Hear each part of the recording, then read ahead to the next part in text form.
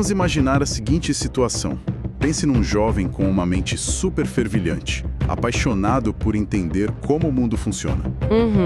Ele tá lá tranquilamente lendo um livro sobre sociologia, ou talvez história, de boas. Certo. De repente, uma autoridade que ele respeita muito se aproxima, olha para a capa do livro e solta uma repreensão dura, quase uma sentença mesmo. Nossa, do tipo, o que você tá lendo? Pior, a frase foi mais ou menos assim, olha.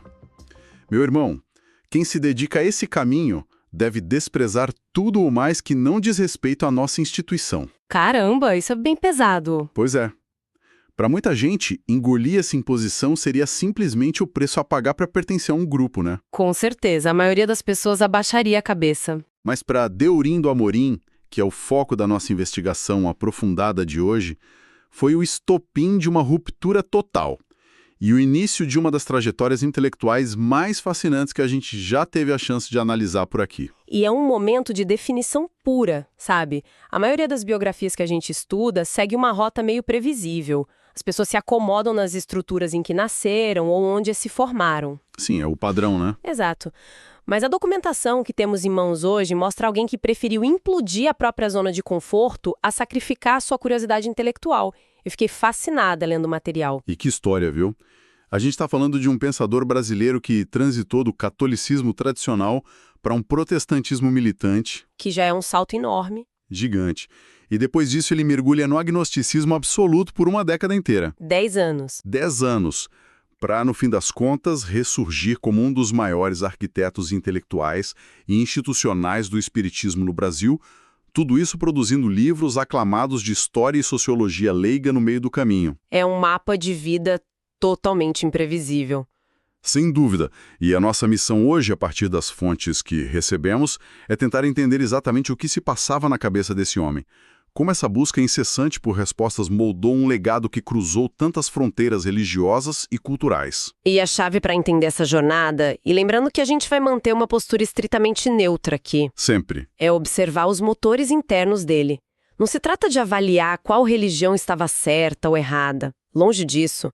Trata-se de analisar como uma mente cética lida com aquela tensão constante entre a necessidade de pertencer a algo maior e a recusa absoluta em fechar os olhos para o conhecimento secular. Certo. Vamos desempacotar isso começando pelo começo.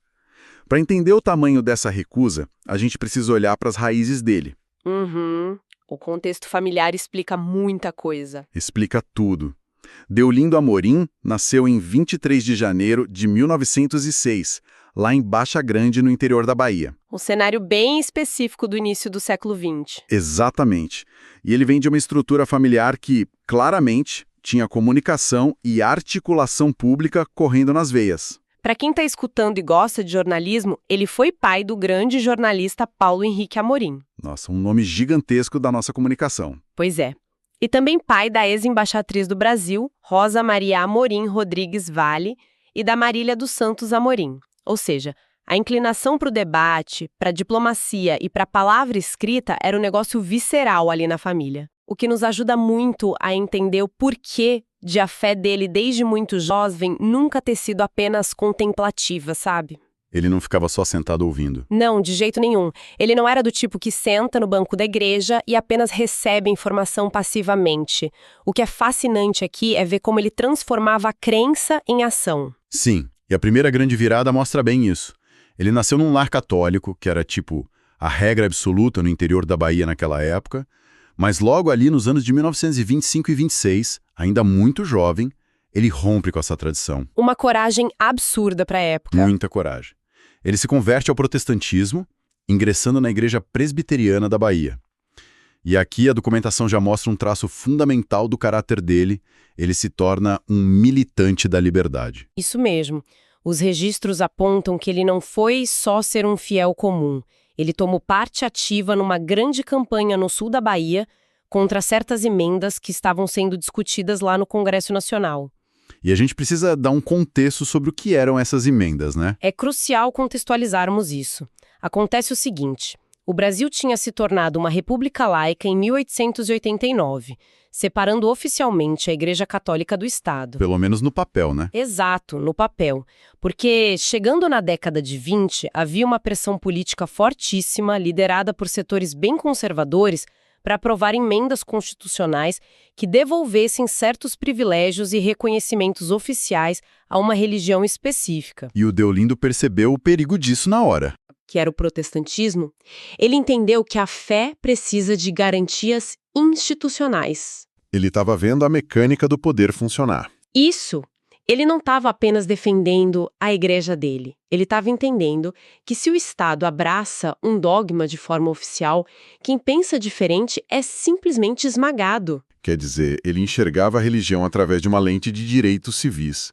Ele estava ali lutando pelo direito básico de crer livremente. E, ironicamente, essa autonomia intelectual brutal que ele desenvolveu lutando contra o Estado entrou em rota de colisão com a própria igreja que ele defendia. Porque as estruturas dogmáticas, por sua própria natureza, exigem uma fidelidade exclusiva, né? E aí que a gente volta àquele momento que eu descrevi no comecinho da nossa conversa. Ele era um jovem super promissor. A igreja sacou o talento dele para a comunicação, aquela capacidade de argumentação política absurda. Ele devia ser um orador excelente. Muito. Tanto que ele chegou a ser indicado para pastor e foi muito incentivado a entrar no seminário. Ele estava tipo na rampa de lançamento para se tornar um líder religioso oficial.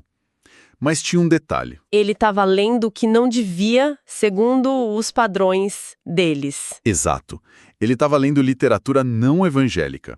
Sociologia, história, filosofia, o mundo vasto.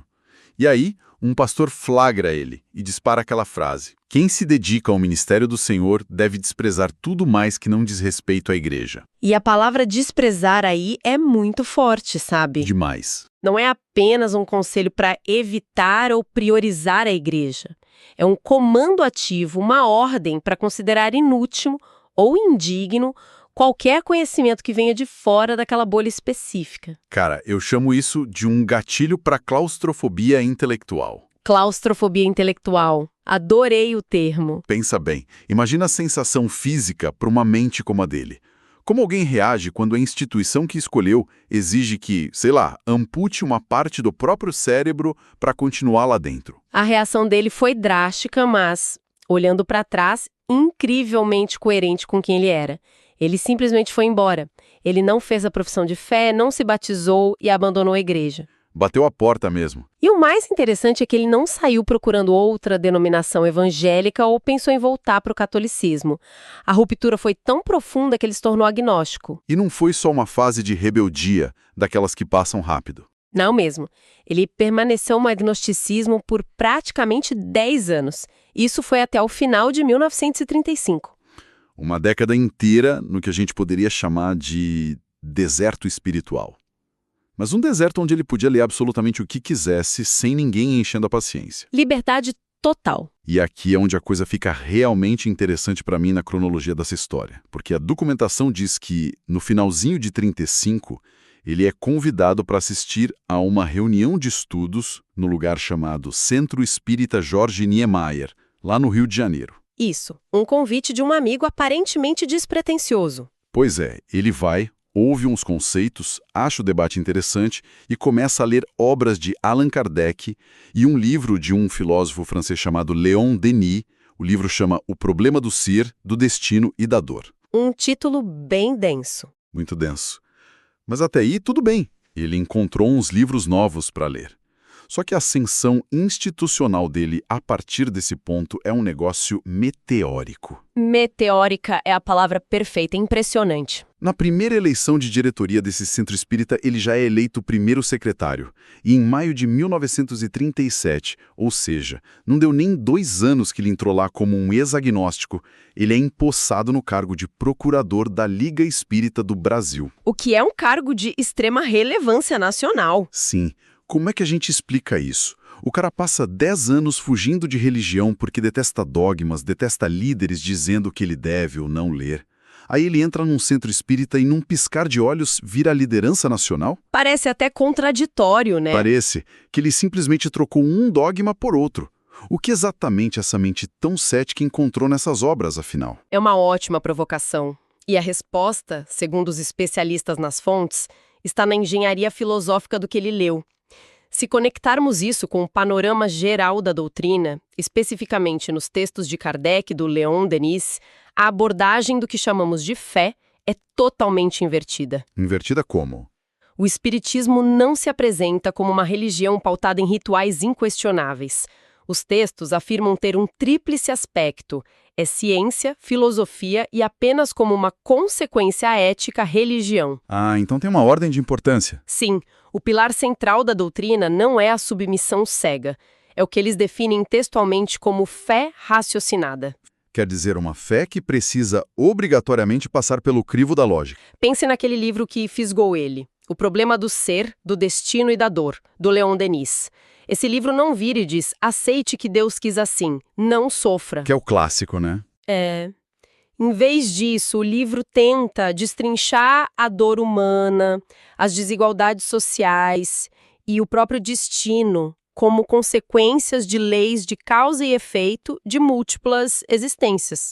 Ele trata a alma não como um mistério intocável que você não pode questionar, mas como um objeto de estudo, quase um estudo científico. Nossa, isso muda tudo. Para um cara que perdeu a religião porque foi proibido de investigar as coisas, encontrar de repente um sistema de pensamento onde investigar é literalmente a regra principal, deve ter sido revolucionário na cabeça dele. Foi um casamento perfeito entre a necessidade de lógica que ele tinha e a busca espiritual que estava adormecida. O pastor tinha dito para ele anos antes, despreze tudo mais. E essa nova filosofia, pelo contrário, dizia, estude de tudo, porque tudo está conectado. Faz todo sentido agora. Ele não trocou um dogma por outro. Não, ele encontrou uma plataforma onde a curiosidade insaciável dele não era mais tratada como um pecado. Era uma virtude. A doutrina exige leitura, exige que a pessoa estude de biologia a filosofia moral para tentar entender o seu lugar no universo. Isso explica o crescimento rápido dele lá dentro. Não foi porque ele virou um crente fervoroso do dia para a noite daquele jeito tradicional. Foi porque ele tinha uma capacidade intelectual absurda de sistematizar e explicar esses conceitos todos como pouquíssimas pessoas na época. Exato! Ele entendeu o mecanismo da coisa rapidamente. E sendo o animal político e prático que ele já era desde os tempos das campanhas lá na Bahia, ele não se contentou em só ler e entender a teoria. Ele percebeu que as ideias, por mais lógicas e maravilhosas que sejam, morrem se não tiverem infraestrutura. A infraestrutura é o que garante a sobrevivência do pensamento. Exato. Analisando a lista de realizações dele, a partir dessa fase, a analogia mais clara que eu consigo fazer para o pessoal que está escutando hoje é que o Deolindo Amorim atuou como fundador de uma verdadeira startup cultural e educacional. Espera, como assim uma startup? Pensa no cenário da época. Ele olhou para o movimento espírita e percebeu que havia muitos usuários, digamos assim, pessoas frequentando, buscando conforto, mas não havia uma plataforma acadêmica ou de difusão que fosse sólida. Ah, entendi. Faltava o alicerce intelectual organizado. Isso. Então, ele começou a programar o código dessa infraestrutura cultural. Primeiro, ele fundou e dirigiu o Instituto de Cultura Espírita do Brasil, o ICB. Ele não criou só mais um lugar para oração. Ele criou um Instituto de Cultura, um espaço desenhado especificamente para fomentar o debate intelectual contínuo para formar pensadores. E ele dirigiu isso até o fim da vida dele. Ele construiu meio que uma incubadora das ideias. Sim, perfeito. Mas de que adianta incubar ideias se elas não circulam, né? Então ele foi lá e estruturou a rede de distribuição, ele idealizou e presidiu o primeiro Congresso Brasileiro de Jornalistas e Escritores Espíritas. O que mostra uma visão de mídia muito avançada. Muito. A partir desse evento, ele fundou a Abrage, que organizava os profissionais da escrita. Depois foi secretário da CEPA, a Confederação Espírita Pan-Americana, foi diretor da Faculdade Brasileira de Estudos Psíquicos e, como se não bastasse, percebendo o poder das novas mídias da época... O rádio, no caso. Exato, o rádio. Ele foi um dos conselheiros fundadores da fundação que mantém a Rádio Rio de Janeiro. Cara, ele montou um ecossistema completo de produção acadêmica, jornalística e de radiodifusão. E isso demonstra uma visão sociológica muito, muito brilhante. Ele sabia que para a doutrina ser respeitada não apenas como uma crença mística, mas como a filosofia complexa que atraiu ele no começo, o movimento precisava ter jornalistas bem formados, faculdades de estudos e canais independentes. Não dava para depender só do boca a boca. De jeito nenhum. Ele estava construindo os vetores de transmissão do pensamento livre.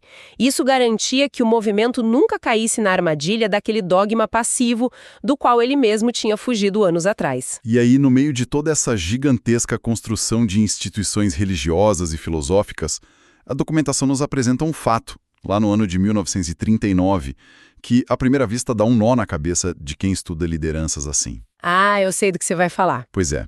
As fontes destacam que o Deolindo participou ativamente da chamada coligação pró-Estado leigo. Isso levanta uma questão importante de fato, porque era um movimento puramente político, para garantir que o Estado não tivesse envolvimento nenhum com a religião. Exatamente. Olha o paradoxo, mesmo o homem que funda o Instituto de Cultura Espírita está marchando politicamente para garantir o Estado laico, o Estado leigo. Para muita gente, hoje em dia, inclusive, isso soa como uma contradição gigante. Soa muito, a gente vê líderes religiosos hoje lutando o tempo todo para influenciar o Estado, para colocar a moralidade deles na lei.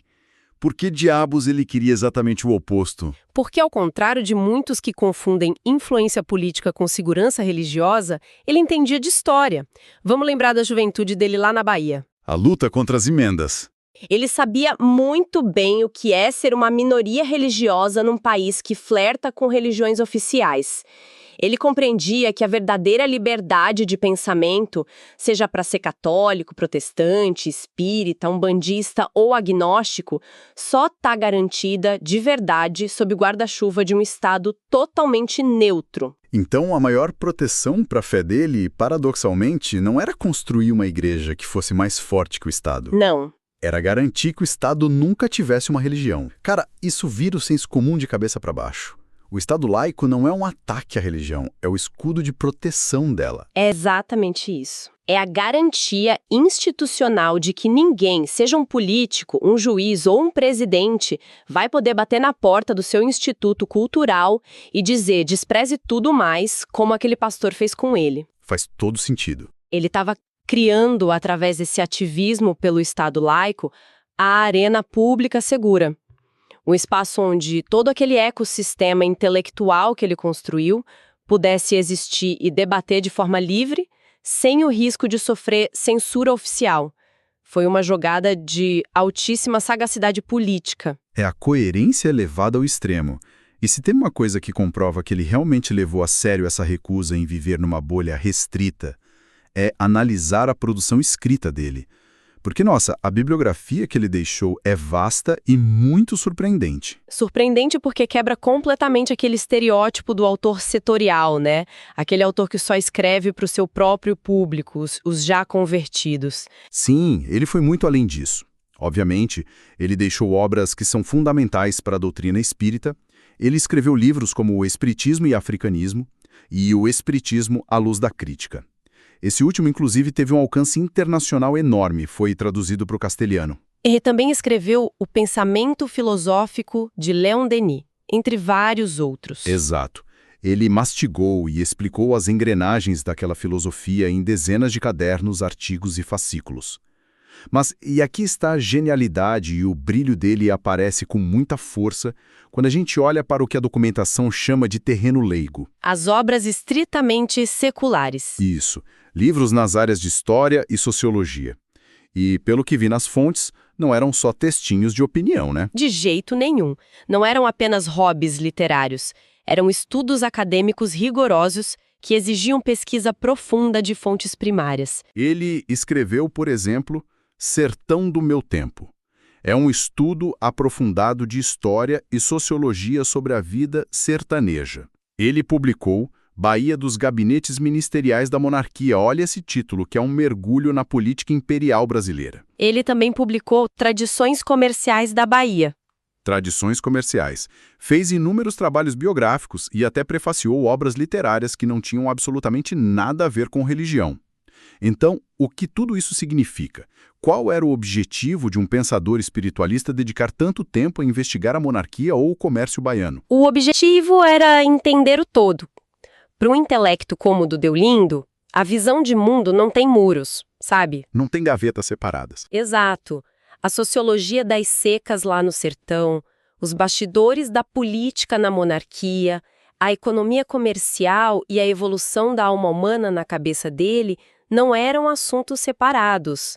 Eram todas partes de uma gigantesca e única engrenagem da experiência humana. Uma visão bem holística mesmo. Sim, ele percebia que não dava para falar sobre o sofrimento humano no campo espiritual de forma abstrata se você não entendesse as condições sociológicas e materiais que geravam esse sofrimento aqui no mundo físico. Ou seja, a espiritualidade dele não servia para alienar ele da realidade social.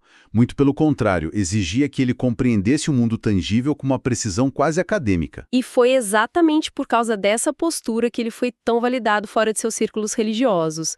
A documentação que a gente analisou mostra que ele pertenceu a instituições muito rigorosas, Como o Instituto Geográfico e Histórico da Bahia. Isso, e foi membro da prestigiada Sociedade Brasileira de Homens de Letras, da Sociedade Brasileira de Filosofia, e olha o peso disso. Foi membro honorário da cadeira número 6 da Academia de Letras do Estado do Rio de Janeiro. Instituições profundamente laicas, né? Totalmente laicas e superciosas do seu rigor científico e literário.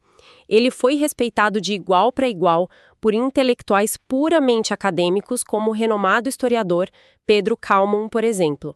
O que nos leva de volta, de forma meio poética, àquele momento decisivo com o pastor, na juventude dele. Pois é, imagine se ele tivesse cedido. Se ele tivesse abaixado a cabeça e aceitado o desprezo e tudo mais, o Brasil não teria tido o historiador que desvendou a sociologia do sertão. E os acadêmicos não teriam tido um par intelectual capaz de discutir filosofia leiga e espiritual no mesmo nível de profundidade. E ele fez isso a vida toda. A fonte cita que ele atuou literalmente até o último dia da vida dele, até a sua morte ou desencarnação, como diz o termo da fonte espírita lá no dia 24 de abril de 1984. É uma trajetória lindíssima. Ele provou ao longo de todas essas décadas de muito trabalho que a erudição não enfraquece a convicção filosófica ou espiritual. Na verdade, é o oposto. Como assim? A sabedoria secular solidifica a fé porque permite que ela seja testada, contextualizada e confrontada com o mundo real.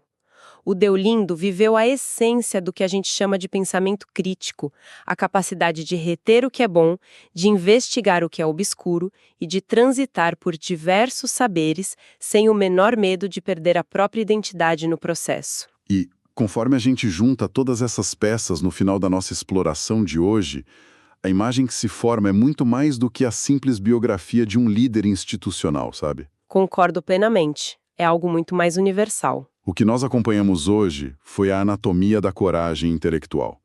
A gente viu a audácia de um jovem disposto a perder a comunidade religiosa inteira porque se recusou a parar de ler os próprios livros.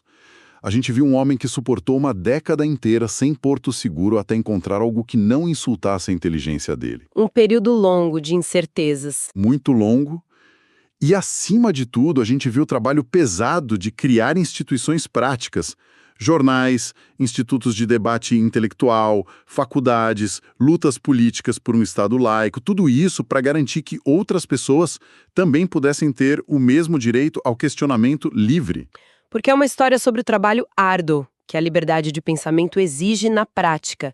Não basta apenas ter a ideia na cabeça. Você precisa construir as pontes e proteger com unhas e dentes a arena onde essa ideia vai circular. E isso me traz a uma reflexão final que eu acho incontornável para quem acompanha a gente hoje. Porque, assim, é muito fácil olharmos para a década de 20 ou 30 do século passado e criticarmos o pastor que mandou fechar o livro de sociologia, né? Ah, claro, olhando de hoje parece óbvio e absurdo. Parece absurdo. Mas a gente vive numa era de superinformação onde todo mundo carrega bibliotecas inteiras nos bolsos dentro dos smartphones.